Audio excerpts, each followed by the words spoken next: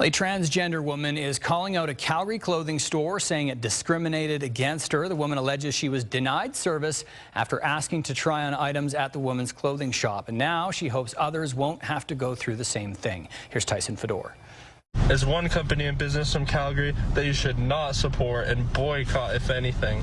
It's been viewed hundreds of times on TikTok. Colton Stankowski, who also goes by James Colt online, says 2 months ago she walked into NV Fashions in Lakeview, hoping to buy some new clothes, but walked out with nothing. She says the owner asked who she was shopping for before the conversation turned awkward. I was honestly just confused. It just didn't really make sense to me. I didn't think that this sort of thing would even be an issue. Stankowski says the owner told her that trying on clothes would make other customers uncomfortable. Several months earlier, she says she purchased an item from the same store. I bought a women's shirt and I said it was for a girlfriend at the time, which was not true. Why wouldn't they want a customer? Why wouldn't they want someone to buy a product based off how they look or who they are? Stankowski was born male but identifies as female. She says the experience left her shocked and not willing to return. I'm just better off not taking my business there if that's how she feels. I mean, I can't change someone's opinion or someone's views. She also has advice for anyone caught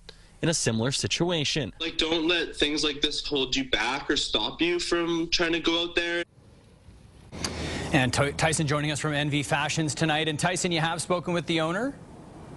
Very briefly today, I did speak with her inside the store. She says she does not plan on making any further comment on this alleged incident until she does seek out legal advice from her lawyer. Jefferson? For those wondering, yeah, I actually went inside the store and asked to look at the clothes.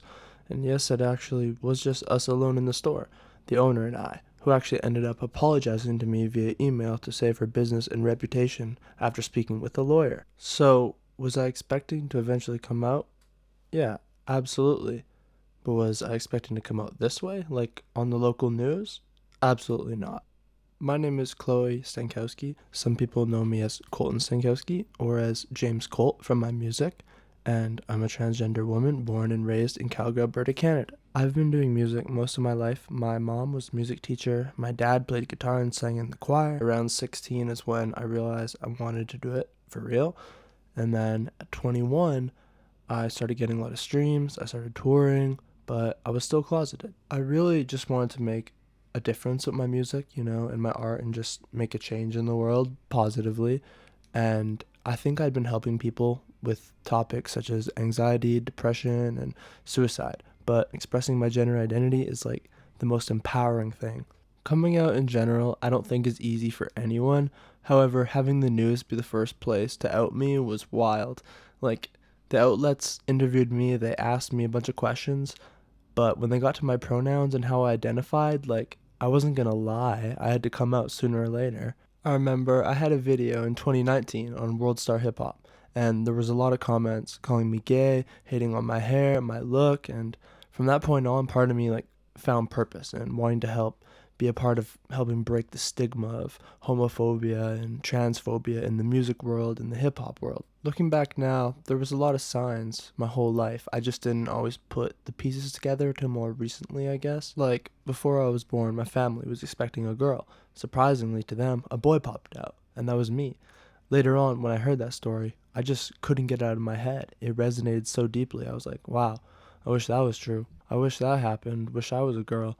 Turns out I had been all along. In middle school and junior high, I started wanting to try makeup and nail polish and women's clothes. And then I remember in high school taking the train, just looking out the window thinking, I wish I could be a different person with a different name and a different place and live a new, fresh life as a woman. And then later on, I realized I didn't need to move and that I could just be exactly who I always wanted and always imagined, right where I was. And it's crazy because in my mind, to me, becoming a famous rapper was more realistic of a dream than just living life as a female.